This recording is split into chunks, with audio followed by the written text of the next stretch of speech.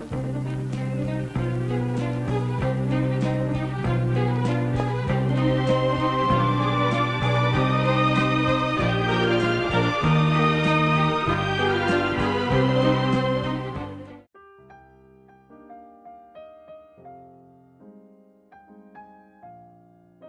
samedi après-midi, elle m'avait emmené au parc, jusqu'à ce grand arbre tout au fond. Il s'agit d'un arbre à vœux, m'avait-elle expliqué. Tu vois, les gens écrivent leurs vœux sur un petit morceau de papier et le glissent dans un de ces innombrables replis noueux. Elle adorait venir ici pour se recueillir, laisser divaguer ses pensées et faire quelque chose qui ne se fait pas, m'avait-elle dit avec son air malicieux. Elle dépliait des petits papiers, les lisait et essayait d'imaginer le profil de celui ou de celle qui pouvait en être à l'origine avant de les remettre à leur place. Et j'avais pris un air faussement outré, assénant que c'était parfaitement immoral, que des gens avaient placé ça là dans une intimité qu'il fallait respecter. Elle m'avait fait taire, en avait déplié quelques-uns et me les avait lus. « Ensorcelle-toi comme tu m'as ensorcelé » ou « José et moi pour la vie » ou « Ne m'oublie jamais mon titou » ou de moins beau comme Hugues « Je veux te manquer, je veux que tu en chies grave » et je devais admettre que la sensation d'interdit à l'idée de pénétrer dans les minuscules secrets d'inconnus n'était pas pour me déplaire. On va faire un jeu, on va chacun déplier un papier, un seul, on va le lire à l'autre et ce qu'on lui lira sera ce que l'on souhaite pour nous deux, d'accord ? J'avais rechigné quelques secondes, argon qu'on volait le vœu d'un autre et que ce n'était pas très honnête. Je surjouais le trouble-fête pétri de morale pour attiser plus encore son envie de jouer, alors qu'au fond, j'adorais l'idée. Sonia avait déplié son papier la première et l'avait lu.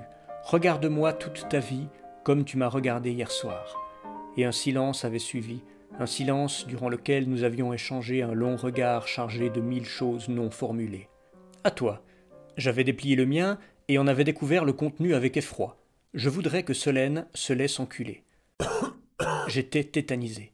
Sonia attendait que je lise mon papier, un sourire innocent collé aux lèvres, et je ne pouvais décemment pas lire ça. Pas à ce stade de notre relation, pas à l'entrée de cette parenthèse enchantée où tout est si scintillant, merveilleux et féerique. Quelques mois plus tard, ce serait le genre de situation dont on pourrait rire sans le moindre gêne, mais à cet instant précis, une semaine tout juste après notre rencontre, il était hors de question que j'oralise une phrase comme « Je voudrais que Solène se laisse enculer ». C'était impensable. Comme elle attendait, pendue à mes lèvres, piaillant des « alors », impatient, j'avais improvisé un « Je voudrais emmener Solène à Rome ». Auquel elle avait répondu « Oh oui !» Et si elle avait su à quoi réellement elle venait de répondre « Oh oui !» J'avais profité d'une seconde d'inattention pour glisser discrètement le mot dans ma poche afin que Sonia n'ait pas la tentation de le lire, conscient que, par mon geste, un type se heurterait dans les jours à venir au refus net et catégorique d'une Solène intraitable. À quel moment en vient-on à prendre cette décision ? Bon, Solène ne veut pas que je la sodomise, il ne me reste plus qu'à aller glisser un petit papier dans l'arbre à vœux. Le type aurait 1000 vœux à formuler. Que le conflit israélo-palestinien prenne fin, sauver la planète de l'inexorable, endiguer la disparition dramatique des espèces. Sais-tu, arbre à vœux, qu'un éléphant disparaît toutes les 20 minutes, victime de la valeur de son ivoire ? À quel moment la priorité d'une vie devient-elle « Je voudrais que Solène se laisse enculer ». Et je m'étais pris moi aussi à essayer d'imaginer le profil de celui qui avait pu laisser un mot pareil. Un grand type maigre, en survêtement blanc et une sorte de petite sacoche en bandoulière, des baskets rutilantes avec un bouc et un portable dernier cri. Je voudrais emmener Solène à Rome. Pourquoi Rome ? Aucune idée. Depuis cet épisode, j'avais toujours secrètement espéré ne jamais aller à Rome avec Sonia. Il y aurait eu un tel décalage de sous-texte que j'en aurais été mal à l'aise tout le temps du séjour. Pour elle, nous serions là grâce à un joli vœu griffonné sur un morceau de papier quand je n'y aurais vu, moi, que l'ombre d'une sodomie perdue. Pire, je crois que Rome restera à jamais associée à ce mot. Le Colisée, sodomie, la basilique Saint-Pierre, sodomie, la fontaine de Trévis, sodomie, Marcello, sodomie. Marcello, come here. La semaine dernière, je suis allé au parc et me suis assis un long moment au pied de l'arbre à vœux. Je m'étais interdit d'y retourner comme je m'étais interdit de retourner sur tous les lieux symboliques de notre histoire. Mais il s'est trouvé que je passais devant et n'ai pas pu résister. Je suis resté là un long moment à côté de l'arbre à le contempler en silence. Je n'ai déplié aucun mot, je ne voulais pas voler les gestes de Sonia. Au bout d'une vingtaine de minutes de méditation, j'ai sorti de mon sac un morceau de papier sur lequel j'ai écrit « Sonia, on ne regarde pas les mots, ça ne se fait pas ». Et l'ai déposé dans l'arbre avec le fol espoir qu'elle revienne ici, déplie des morceaux de papier et tombe sur celui-là. Les jours suivants, je guettais mon portable dans l'attente d'un « promis, je ne le ferai plus ». Chez moi, il y a un tiroir que j'appelle mon petit musée Sonia. Il s'y trouve un tas de minuscules reliques de notre année d'amour. Régulièrement, alors que nous étions ensemble, je glissais en cachette dans ma poche des traces d'instants présents. Un emballage du chewing-gum qu'elle était en train de mâcher, un prospectus qu'on nous avait distribué dans la rue, des broutilles de toutes sortes, des déchets tous plus insignifiants les uns que les autres, mais dont chacun renferme une signification bien précise, témoin d'un moment de vie, d'un moment de nous. Et donc, au milieu de tout ça, se trouve un petit morceau de papier sur lequel est inscrit « Je voudrais que Solène se laisse enculer ».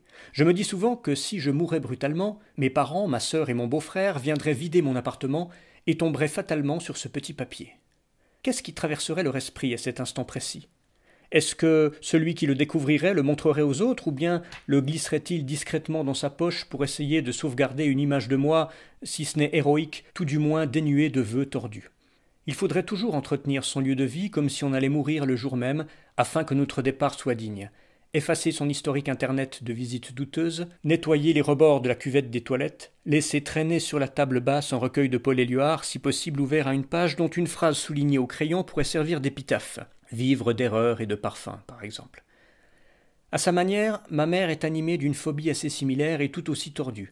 Elle tient toujours à faire le ménage de fond en comble quand elle et mon père s'absentent pour quelques jours, voire seulement quelques heures, au cas où un cambrioleur entrerait par effraction en leur absence et trouverait la maison en désordre.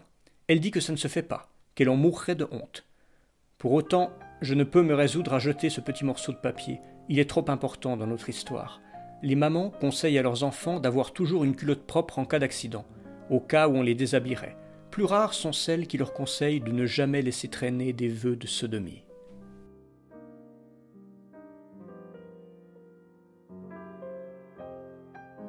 Cette lecture était extraite du roman Le Discours de Fabrice Caro, disponible dans l'édition de poche parue en 2018 chez Folio.